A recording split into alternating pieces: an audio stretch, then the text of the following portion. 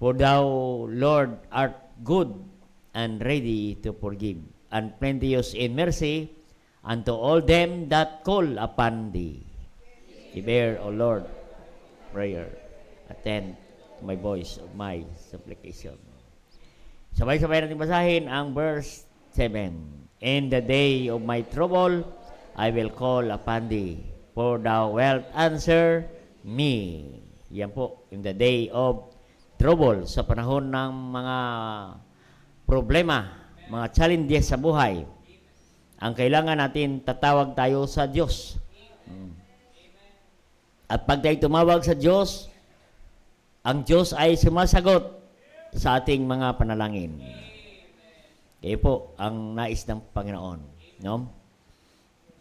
Pag tayo manalangin, ang Diyos ay sasagot. Kaya sigurado, no? Yan po ang ating mensahe, no?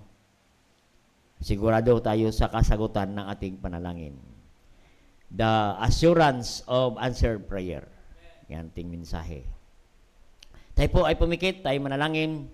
Dakilang Diyos ama sa langit, salamat po sa pagbabasa ng inyong mga salita. Nawa, O Diyos, mayroon kaming matutunan at mabigyan namin ng kalagahan ang panalangin, O Diyos.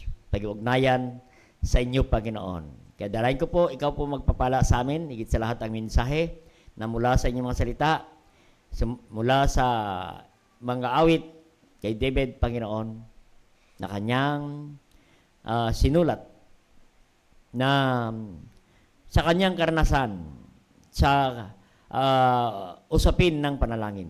At dalayan ko, Diyos, ngayong gabi ay nawa pagpalain po ang salita ninyo. Mayroon kaming matutunan at ma-apply po namin sa aming buhay. At magkaroon din, O Diyos, kami ng kasagutan ng aming mga panalangin. Kami lumalapit sa inyo at anumang aming mga kasalanan, patawad po, Panginoon. Gawin namin nakalugod ngayong gabi sa inyong harapan, Panginoon. Higit sa lahat, sa pakikinig niyong mga salita, give us attentive spirit today. At alisin mga gawa ng kaaway sa aming pakikinig ng inyong mga salita, Panginoon. Kaya ikaw po magpapala sa amin, Lord God, at empty our hearts, our mind, our soul, so that your word may be filled in our heart today, tonight, Panginoon. Forgive our sins, cleanse our heart, and ikaw po ang magpapala sa amin sa salita ninyo aming marinig ngayon. At ma-apply po namin sa aming mga buhay. At ang lahat ito aming dalangin sa pangalan ni Jesus. Amen. Yung nakita natin kay David, yung assurance of answered prayer. Yung kasagutan, ang katiyakan ng kasagutan ng ating mga panalangin. Yun. At makita natin, pag-aralan natin yung mga susi o mga formula ng kasagutan ng panalangin. No? Maganda malaman natin yung formula of the answered prayer. No? Katulad ni David, no? And sa ating binasa, this is the prayer of David, the psalmist, the composer of songs, no? Si David. At pinakita niya dito ang katiyakan ng kasagutan ng panalangin. Ang sabi niya, for thou wilt, I will call thee, for thou wilt answer me. No? Kasi dito po sa panahon na ito ay si David ay nakaranas ng matinding pagsubok, matinding pangailangan. No? At dito rin, pinakita ni David na mayroon siyang pakumbaba sa Panginoon. Nakita niya ang kanyang sarili na siya ay walang magagawa. No? Siya ay nakaranas ng kahirapan. Ngunit siya ay lumapit sa Diyos at nagtitiwala sa Diyos. At naniwala siya na ang Diyos ay handa tutugon sa kanyang kahilingan. At nakita niya na may mga bagay na merong hadlang sa kanyang buhay. No? Hindi magagawa ang Diyos sa kanyang mga panalangin. Kaya dito po sa verse 3, ito ngayon natin sa verse 3, makita natin. Anong sabi niya? Be merciful unto me, O Lord, for I cry unto me daily. For I cry unto me daily. Amen. Napaganda sa makita natin sa buhay ni David. Siya ay nalangin araw-araw sa Diyos. Amen. Isa po sa magandang pag-ugali ni David na hindi siya tumitigil sa pakipag-unayan sa Diyos. No? Kahit siya ay nakaranas ng mga pagsubok, problema, hindi siya tumitigil araw-araw. Dumudulog sa Diyos sa panalangin. No?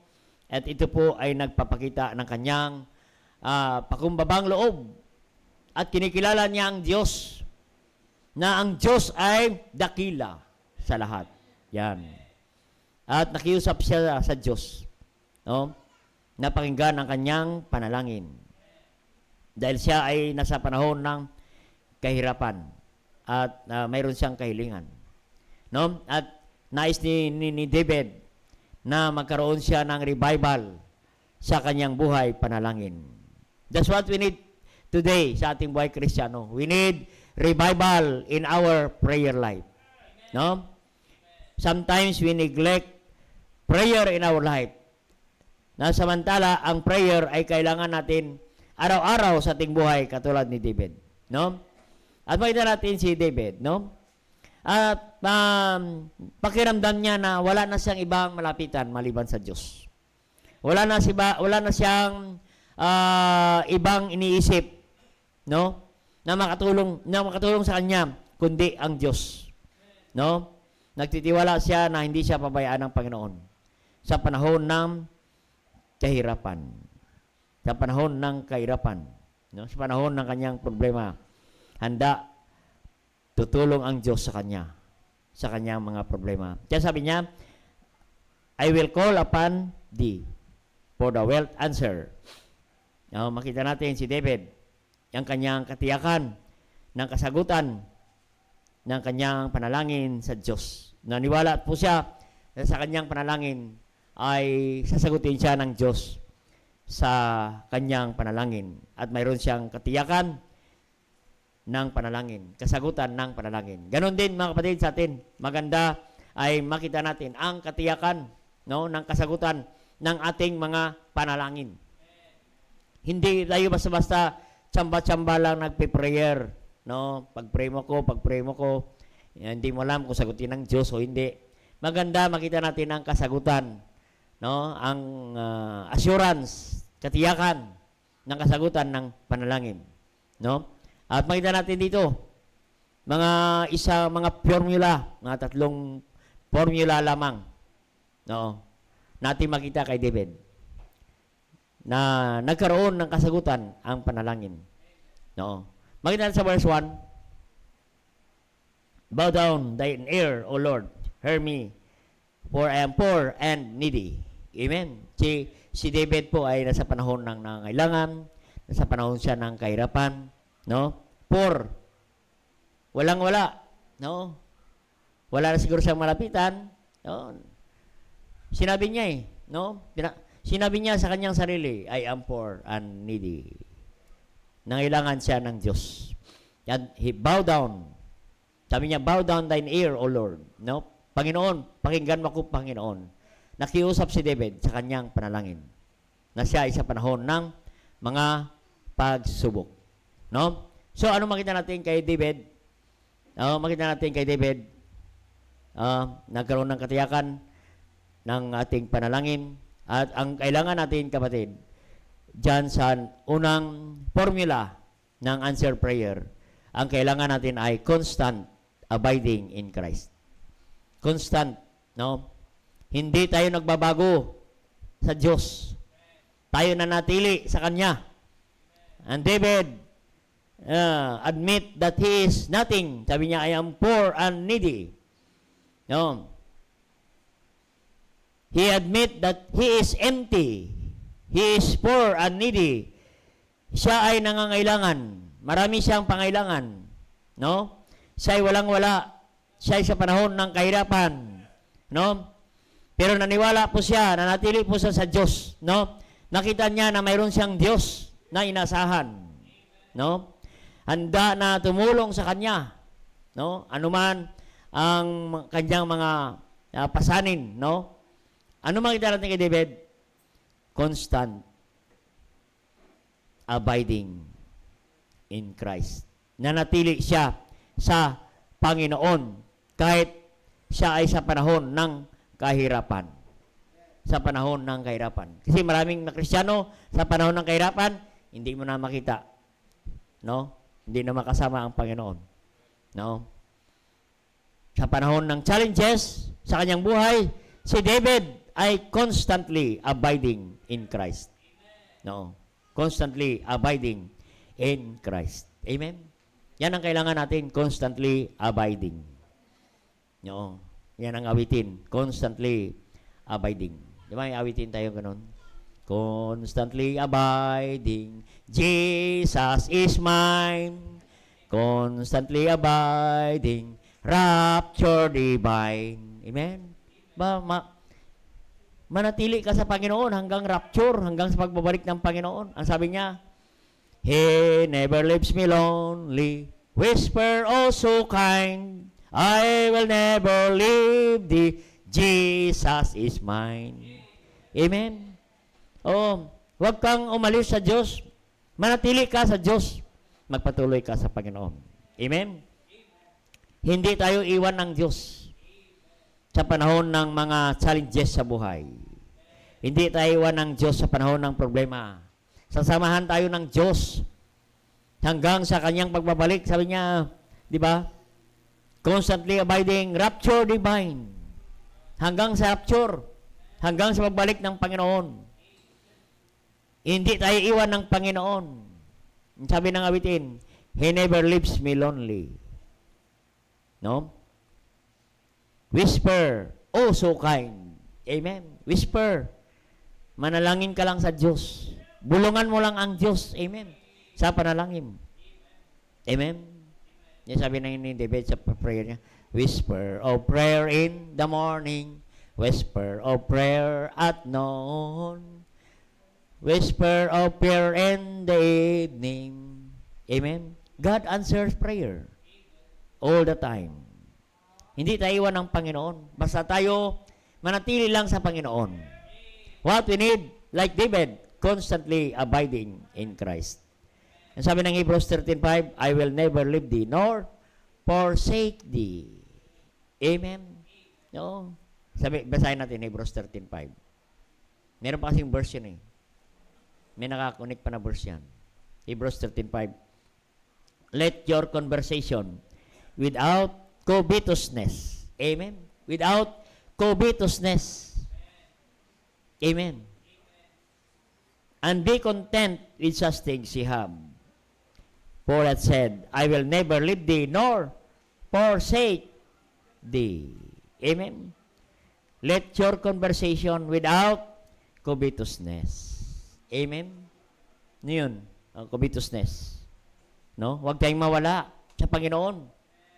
Amen. Minsan, we covet something to the Lord pag mayroon tayong pagsubok sa buhay. Amen. Dahil may problema, hindi na tayo attend ng service. No? May problema muna ako.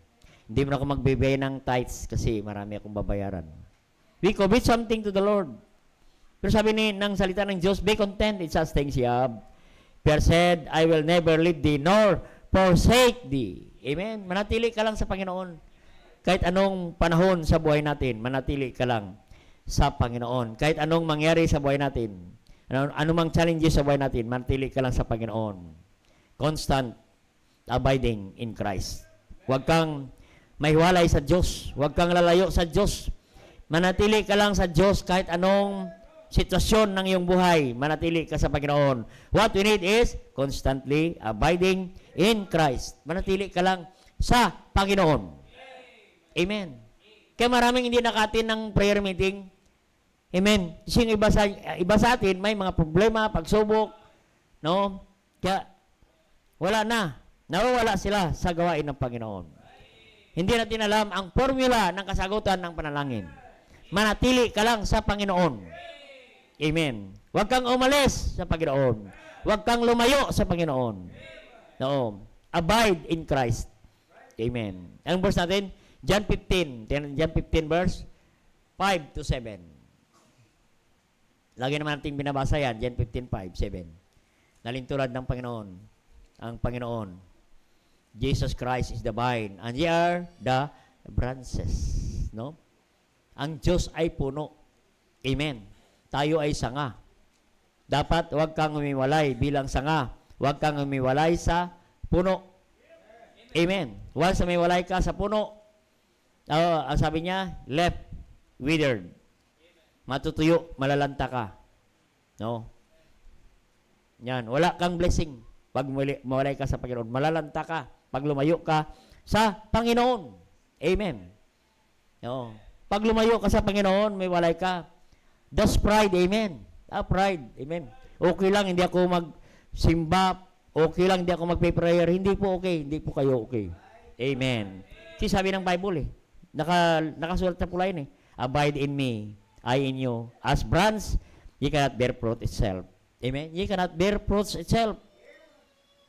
Walang pagpapala kung sarili lang natin magmalaki tayo sa ating sarili.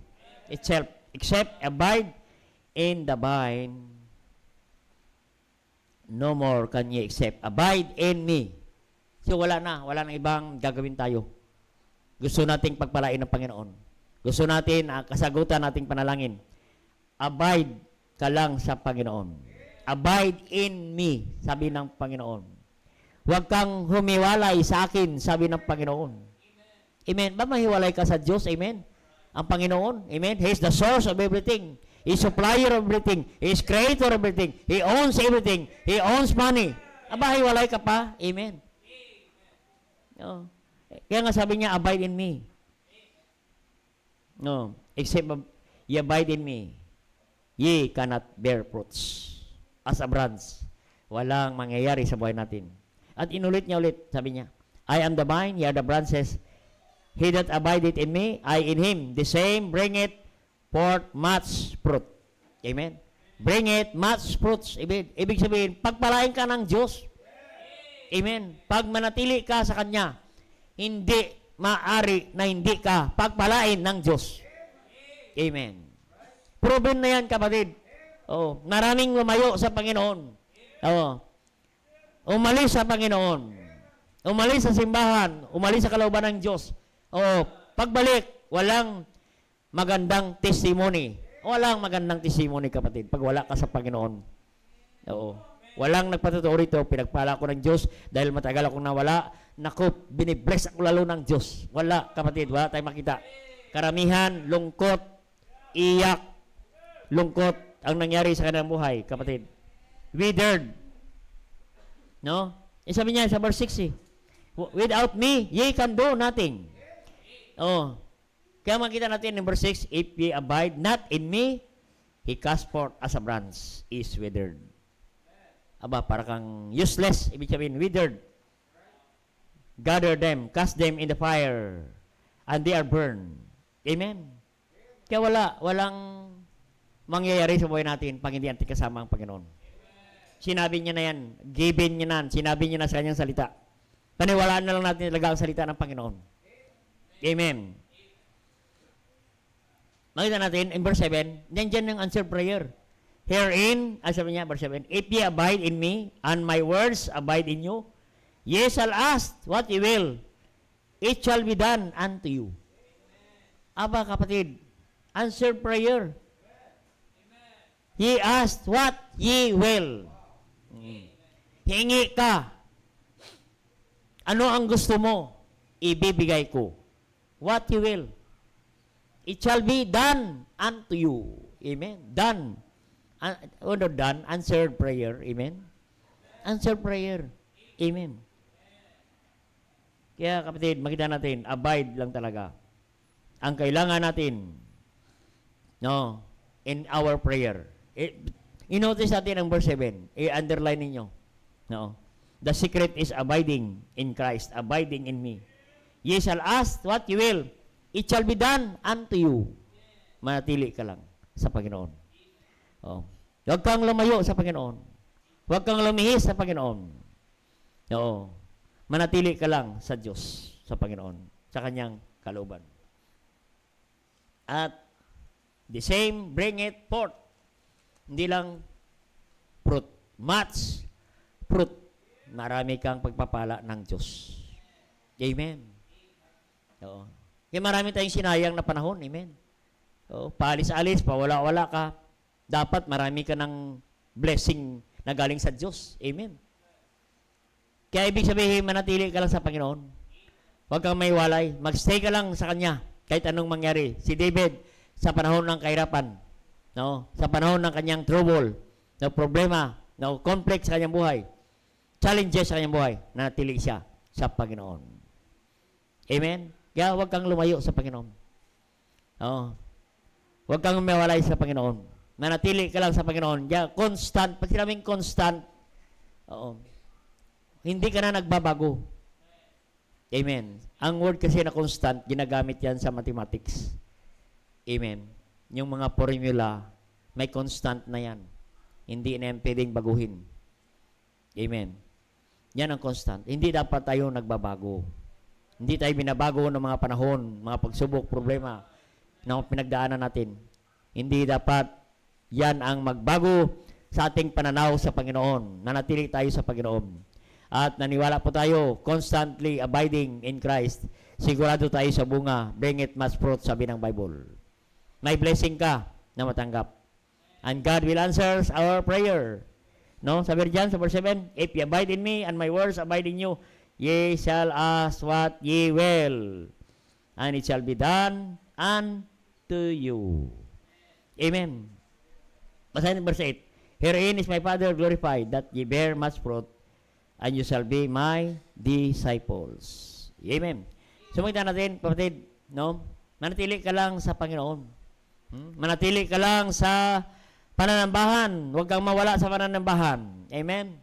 Huwag kang mawala sa service every Sunday. Amen. Huwag kang mawala sa Sunday ng gabi. Amen. Maraming nawala Sunday ng gabi. Amen. Oo. Kaya makita natin, kapatid, no? Maraming traditional Christian, no? Umaga lang, amen? No? Yan, traditional Christian, amen? Umaga lang nagsisimba, sa hapon wala na. Amen. Mayroon pa nga dyan, tuwing Pasko lang nagsisimba, nagpapakita. Tuwing anniversary, tsaka na lang magsimba. Nawawala, kapatid, no? Kaya nawawala tayo sa Panginoon. Wala tayong connection sa Diyos, amen? Nasa umaga, nandito ka, sa hapon, wala ka ng connection sa Diyos. Wala ka ng communication sa Diyos, amen? Kaya, kapatid, no? Huwag kang mawala. Abide in Christ. Amen? Huwag kang lumayo. Lumihis sa Panginoon. Huwag kang magtampo sa Panginoon. Amen. Kunin mo ang formula. Bakit hindi sinasagot ng Diyos ang ating panalangin? Ano ba ang aking kailangan gawin? Ano ba ang aking pagkukulang? Dapat ma-realize natin, kapatid, huwag tayong magtampo sa Diyos. Huwag tayong magtampo sa simbahan, huwag tayong magtampo sa pastor, huwag tayong magtampo sa kapatiran. Kapatid, manatili ka lang sa Panginoon kahit anong mga panahon, ano man ang mangyari sa buhay natin, huwag kang lumayo sa Panginoon. No? Kasi pag lumayo ka, lugi ka, kapatid. No? For without me, you can do nothing. Walang mangyari sa buhay natin, kapatid. No? Pag wala ka sa Panginoon. Tandaan natin, our life is dependent upon God. Hindi natin kayang mamuhay sarili natin kung wala ang Diyos. Amen. Every day sa buhay natin, we need God. Yung oxygen ang hininga natin, galing sa Diyos yan eh. Paano ka mag-exist niya kung wala ang Panginoon yan? Amen. Walang bayad pa. Amen. Kahit hindi ka magsimba, may hininga ka pa rin. Amen. Ganon kabait ang Panginoon. Amen. You are dependent upon God. Lahat, kalakasan, binibigay ng Diyos. Kalusugan, binibigay ng Diyos. Tamang pag-iisip, binibigay ng Diyos. Amen. Ay, biro mo kung wala kang tamang pag-iisip. Amen. Oo. Baka yung LRT, tatalin mo. Amen. Pero mga kapatid, kailangan natin ang Diyos. Amen. Hindi tayo pabayaan ng Panginoon. Lahat, galing sa Diyos. Amen. Tandaan natin, wala po tayo may pagmalaki sa Diyos. No. Kaya kapatid, huwag nating sabihin, hindi ko na kailangan ng Diyos, hindi ko na kailangan simbahan, hindi ko na kailangan sila pastor, hindi ko na kailangan mga kapatiran. Kailangan natin ang Diyos. Kailangan natin ang simbahan, kapatid, para tayo manatili sa Panginoon.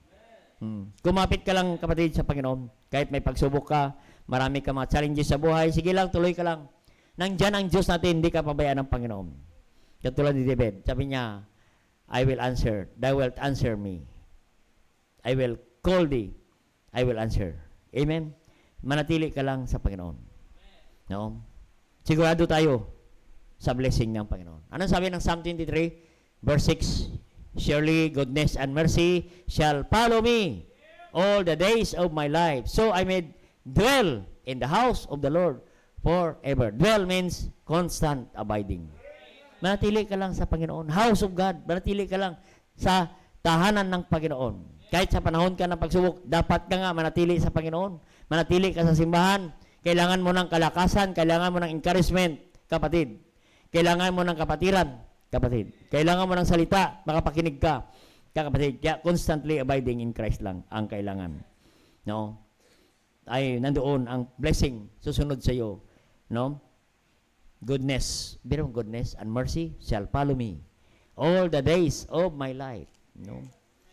Anong sikreto? Dwell in the house of the Lord. Kailan? Forever. Ba, forever ka na dapat. Amen?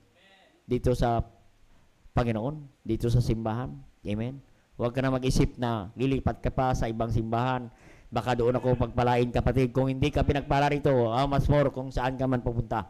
Hindi ka rin pagpalain ng Panginoon. Kasi ang problema, kapatid, hindi ang simbahan. Ang problema, ikaw. Amen? Kaya blessed is the man that walketh not in the counsel of ungodly. You are like a tree planted by the rivers of water. Whatsoever you do, it shall prosper. Amen? Manatili ka lang sa Panginoon. Magpa-prosper ka, kapatid. God will answer our prayers. Amen. Aba, mabilis ang oras. Oo, konti lang panahon ko. Number 1, constantly abiding. Manatili ka lang sa Panginoon. Huwag kang umalis. Subukan mo, attend ka ng umaga, gabi, Wednesday, attend ka, paglingkuran mo ang Diyos. No? Gawin mo ang pinapagawa ng Panginoon. And God will answer our prayer. Amen. Subok na yan, kapatid. No? Dahil hindi mo nasubukan, subukan mo. God, ang Diyos natin ay totoo sa kanyang pangako. Amen. Number 2, in verse 5, balik tayo doon sa Psalm chapter 86, verse 5. For thou, Lord, are good and ready to forgive and plenteous in mercy unto them that call upon thee. Call upon thee means prayer. Amen. Prayer. Ano yung number 5? The prayer of confession. Amen. Confession. Sabi niya, ang Panginoon ay handang magpatawad. No? Masagana ang kanyang habag sa mga taong lumalapit, dumudulog na nalangin sa Kanya. Yan ang Diyos natin. Sabi ni David, for thou art Lord. Amen. Madaling malapitan ang Diyos natin, kapatid. He is a forgiving and loving God, merciful, plenteous in mercy, to all that call upon thee. Amen. Merong dugtong, to all that call upon me. Ano yun? Prayer. Amen. Prayer of confession. Kaya yan ang kailangan natin. Answer prayer. Confession of our sin. Amen? Alam ni David na siya ay nagkasala sa Diyos. At alam niya ng kasalanan ay hadlang sa kasagutan ng panalangin. Amen? Yan ang hadlang, kapatid. Kaya, i-confess na natin yan. Kung mayroon tayo, alam natin, nagkasala tayo sa Diyos. Amen? Sabi ng 1 John 1:9, if we confess our sins, ano sabi niyan? He is faithful and just to forgive all our sins and unrighteousness. Handa siya magpatawad. Anuman ating pagkukulang, pagkasala, lumapit lang tayo sa Panginoon. Amen. Kaya wag na tayong magbulag-bulagan pa sa kasalanan. Don't ignore sin in your life. Amen. Kailangan tayo humingi ng tawad kaagad sa Diyos kung gusto natin magkaroon ng kasagutan ng ating mga panalangin. Amen. Kaya kapatid, no? Ilapit na natin yan sa Diyos. Amen. Huwag tayong mamuhay ng normal na tayo ay nagkasala sa Diyos. Amen. Don't normalize sin in your life. Amen. No, huwag nating gawing normal. No? Parang normal lang, amen, na nagkasala ka, parang okay lang, amen. Oo. Okay lang na hindi ka nagsisimba pag Sunday, hindi ka mabalik ng hapon pag Sunday, parang normal na lang sa iyo, kapatid. No? Yan po ay kasalanan sa Diyos. Amen. Sa Diyos yan, amen. And you expect blessing from God, amen. You expect blessing from God na wala ka naman sa prayer meeting. Amen. Meron kang prayer request, wala ka sa prayer meeting. Amen. Kaya kapatid, no? Huwag nating okay lang. Hindi okay. Sa Diyos yan. Siguro sa kapatiran, okay yan. Okay siya kay pastor yan. Hindi naman Diyos ang pastor. Mayroon tayong Diyos. Amen. Alam niya na ang Sunday, alam naman natin ang Sunday ay sa Panginoon yan. Amen. Maging Sunday evening, sa Kanya pa rin yan, kapatid. No?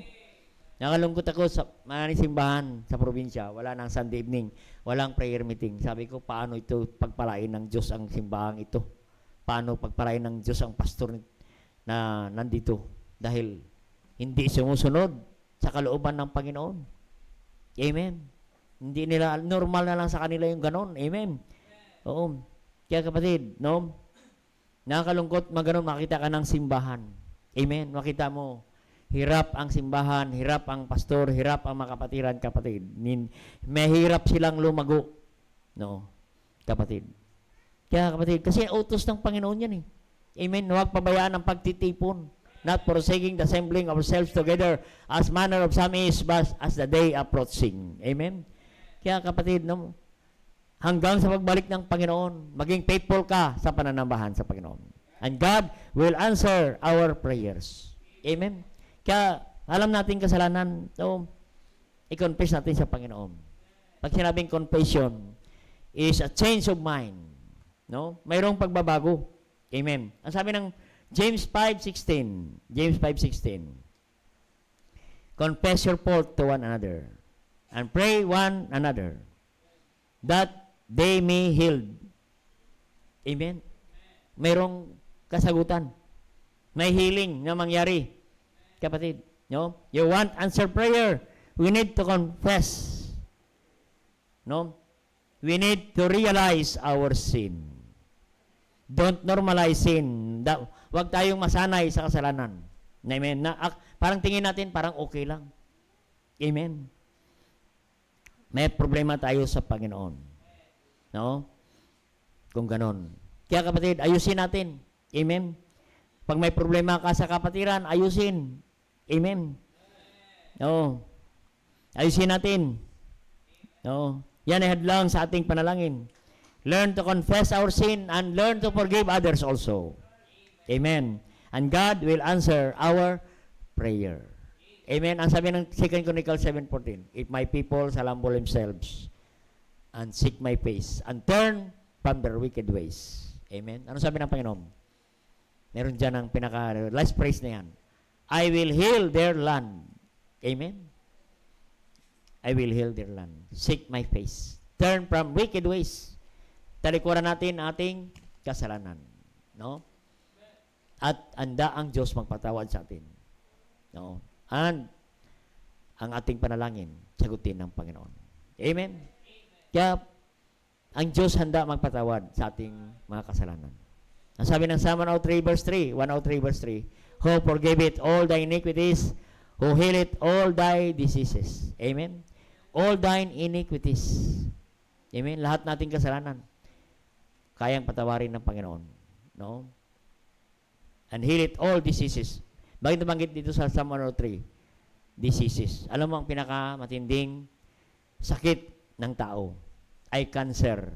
Cancer ng kasalanan. Kaya nga, ang kasalanan ay may kaparusahan, kamatayan. Kasi yan po ang matinding sakit ng tao.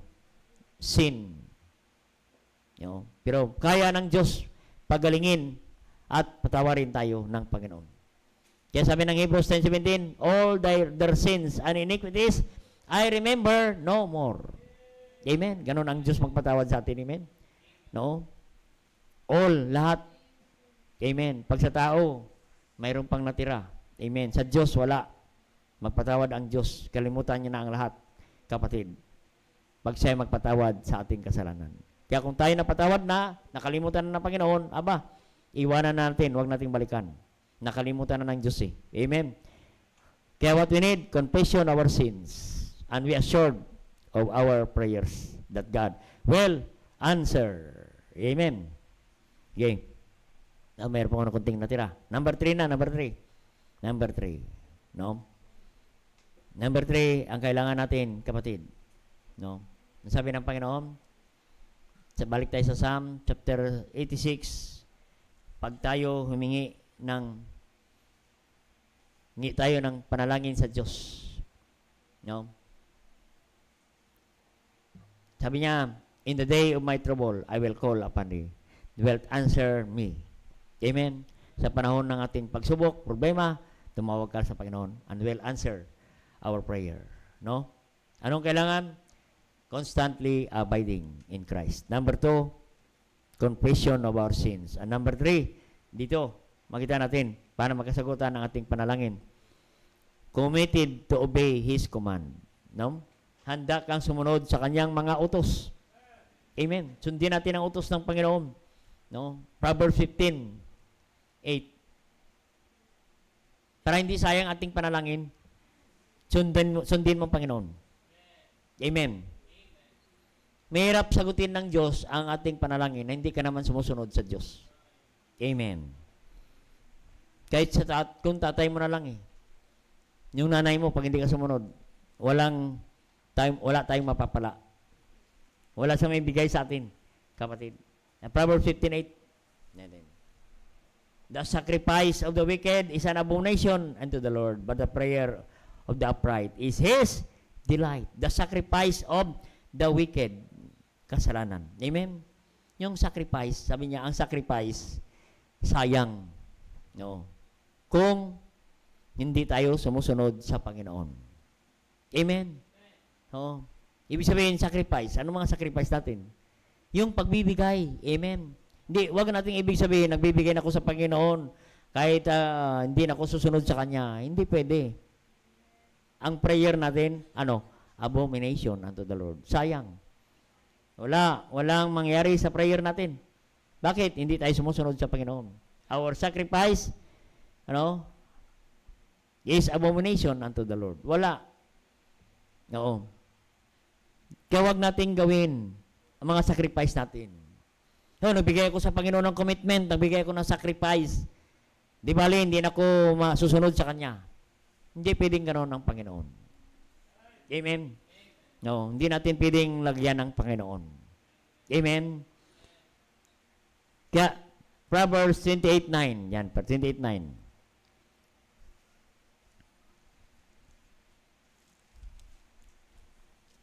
Ang sabi dyan, 28:9.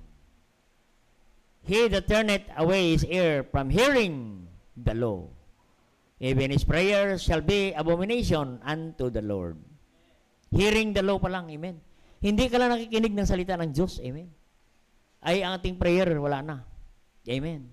Kasi pag hindi ka napakinig, hindi mo rin masunod ang kanyang mga utos. Amen. Kaya malaga ang pakikinig para masunod bang utos. Pag nasunod bang utos, God will answer our prayers. Amen. Siya mga sumusunod. No, maraming verses na 1 John, pinakadulo. 1 John 3:22. Yan. 1 John 3:22. Sige, isulat nyo lang dyan sa mga ninyo. Ay, pwede ninyong i-review yan. No. The formula of answer prayer. Assurance of prayer. Yung mayroon kang kasiguruhan sa prayer. Amen. Yung prayer natin na hindi siya masamba. No? Sundin mo lang ang kanyang utos. Yan ang sikreto. Yan ang formula ng Diyos. Sumunod ka sa Kanya. Kapatid. Sabi ng 3:22. 1 John 3:22. And whatsoever we ask, we receive of Him. Anong ask? Prayer. Prayer is asking. If we ask the Lord, we will receive of Him. Makatanggap ka sa Kanya. Amen. Makatanggap ka sa Kanya. Bakit? Meron pang dugtong yan, may kama. Because we keep His commandment. If you don't keep His commandment, aba kapatid, kahit anong ask mo, wala kang matanggap. Kasi may formula ang Diyos. Sumunod ka sa kanyang mga utos. Gusto mong answer prayer, sabi ng Panginoon, ask, we receive, keep His commandments. Sundin mo ang kanyang utos. Amen. Sundin natin ang utos ng Panginoon. Yan ang formula ng answered prayer. Yan ang assurance na answered prayer. And isa pa, may kasunod pa. And do things that are pleasing in the sight. Amen. Pleasing. Yung malugod ang Diyos sa buhay mo, sa ginagawa mo, mapasaya mo ang Diyos. Kaya kapatid, maghanap ka, gagawa ka ng mga bagay na mapasaya mo ang Diyos. Amen. Isa sa mapasaya mo ang Panginoon, sumunod ka sa kanyang mga utos. Amen. Pansinin mo anong utos ng Panginoon. Amen. Sigurado. Sagutin ng Diyos ang ating mga panalangin. Amen. Isipin mo, paano ko mapatuwa ang Diyos sa langit? Sa kanyang trono, mapasaya ko ang langit sa aking ginagawa. Amen. Paano? Amen. Kaya kapatid, alam mo, mayroon tayong pre-request. Ceiling. An electrical project. Amen. Kasabay pa ng property. Sa kabila. Iningi natin sa Diyos. Yung bago kami umuwi, di ba? Bago kami umuwi, marami pang mga ano dyan, no? Hindi pa malinis. Amen. But we pray. Pinagpipray natin yan sa Diyos. Amen. Pero hindi lang basta prayer yan. Mayroon kang gagawin para sa Panginoon. Mayroon kang gagawa ka para mapasaya mo ang Panginoon. No. Sabi ko nga, bago kami umuwi sa probinsya, sabi ko, gagawa tayo ng mga bagay doon sa probinsya na mapasaya natin ang Panginoon. No. Pag nauwi tayo doon, bigyan natin ang Diyos ng 1,000 souls.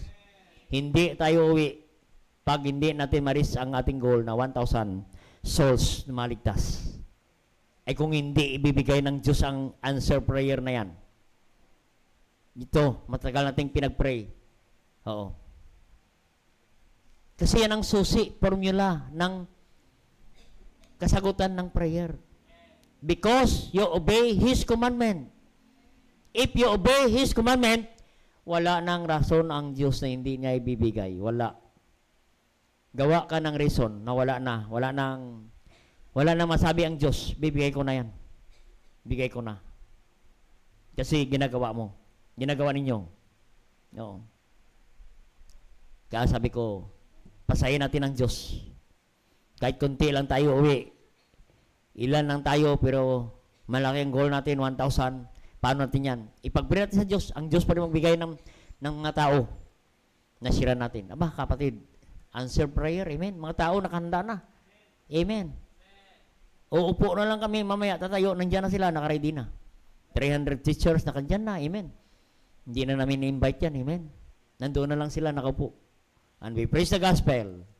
Sila tumanggap sa Panginoon. Masaya ang Panginoon, amen. Imagine, 300 teachers, more than 300 teachers na ligtas, amen. Buong teachers diyan sa bayan, nandoon. Tumanggap sila sa Panginoon. Masaya ang langit. Amen. Punta kami roon sa isang school. Ilan yun? 260 student. Hear the gospel. Marami pa kami pinuntahan. Kapatid, wherever we go, we win souls. Para maris natin ang goal. Amen. Para mapot natin ang goal. Kasi ang nais ng Diyos na masaya lang siya. Pag napasaya mo ang Diyos, wala na. Hindi niya na ipagkait ang kanyang ating kahilingan sa Diyos. Basahin natin ang Romans 8:32. Kung tama itong Romans 8:32. Ipagkait kayo ng Diyos yan, kapatid. Romans 8:32. Tama, kung tama. He spared not His own Son, but delivered Him up for us all. How shall He not with Him so freely give us all things? Amen.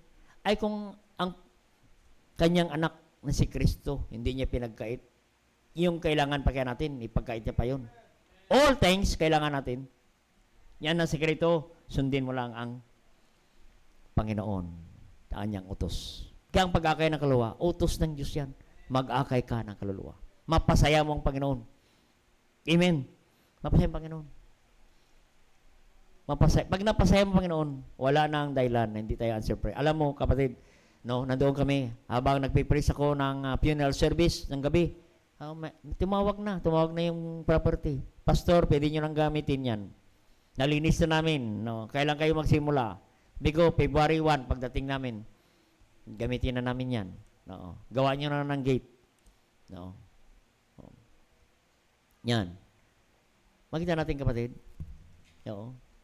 Ang usapan namin, irentahan natin.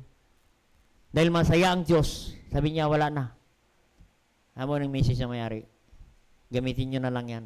At ipunan na lang nyo at bibilin na lang nyo yan. Amen. What a blessing. Amen. Blessing ng Diyos yan. Amen. Oo.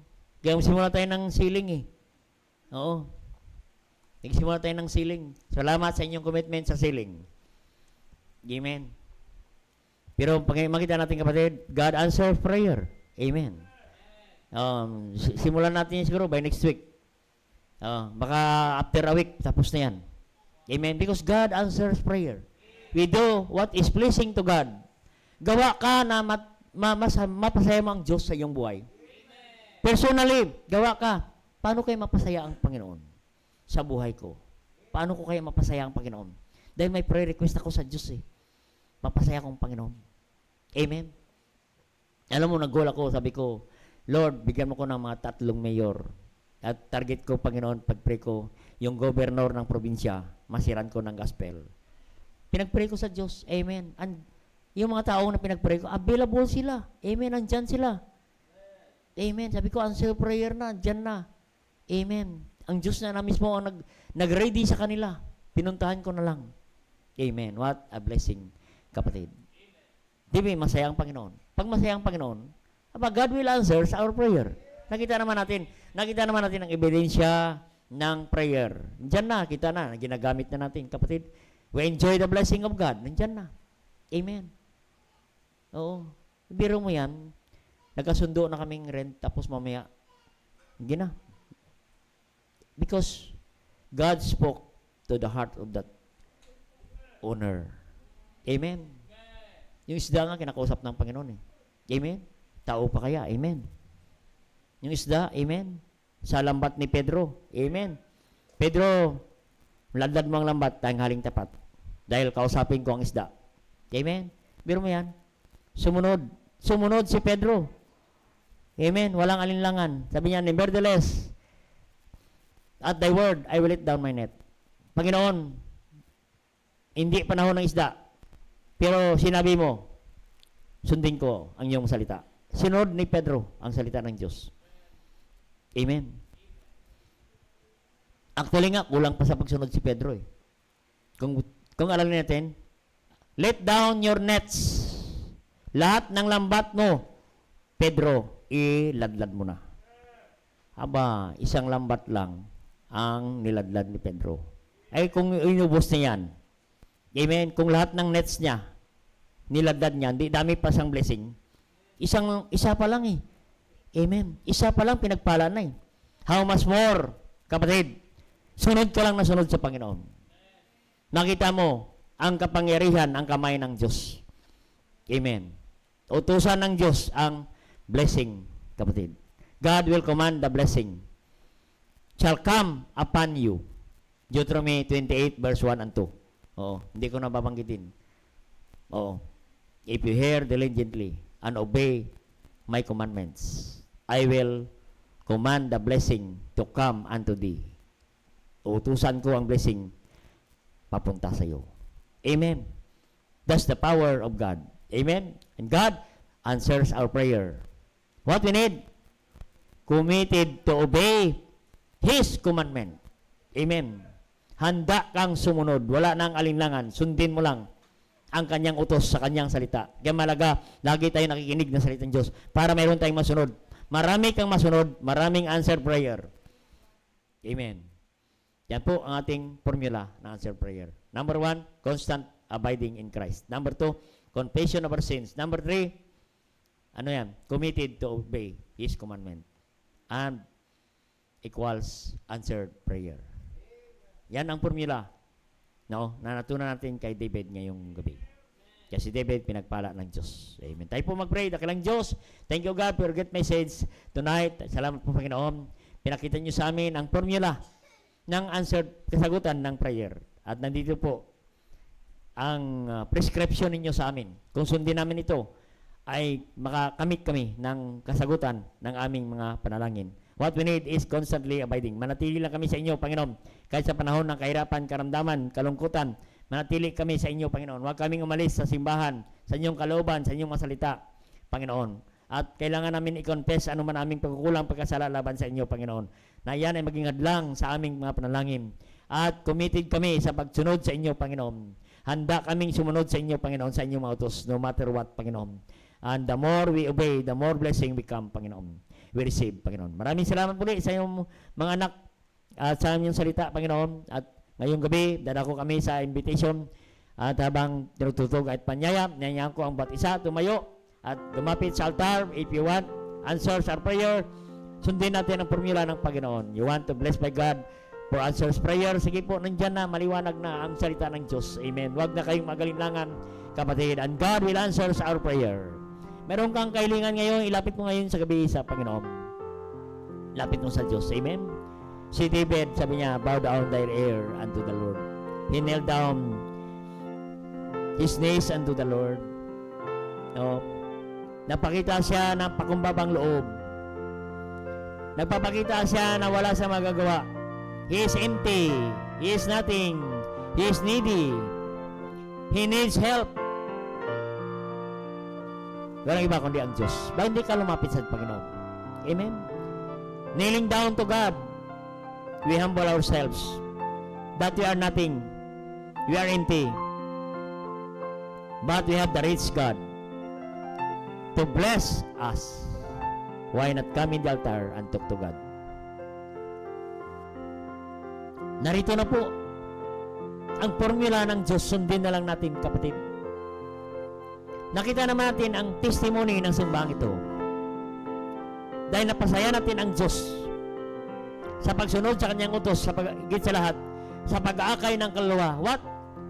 Look at the result of answered prayer. Pinakita na ng Diyos His great miracle sa buhay natin.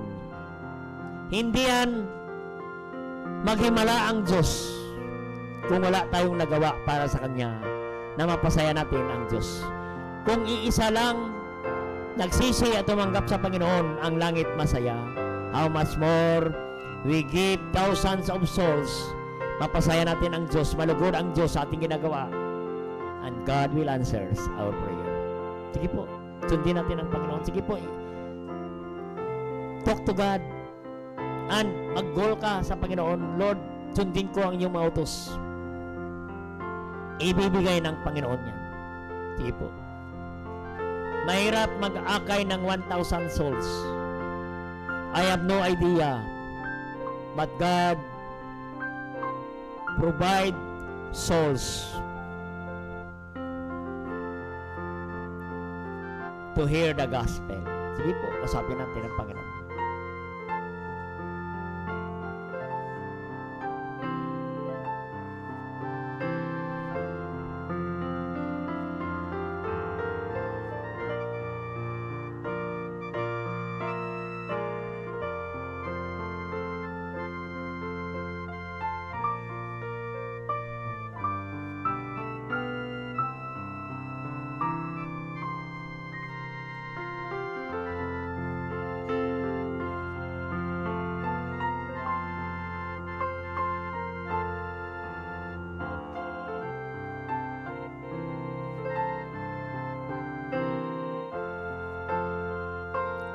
Dakilang Diyos, mga para sa lahat. Thank you, God, for a good message tonight. Thank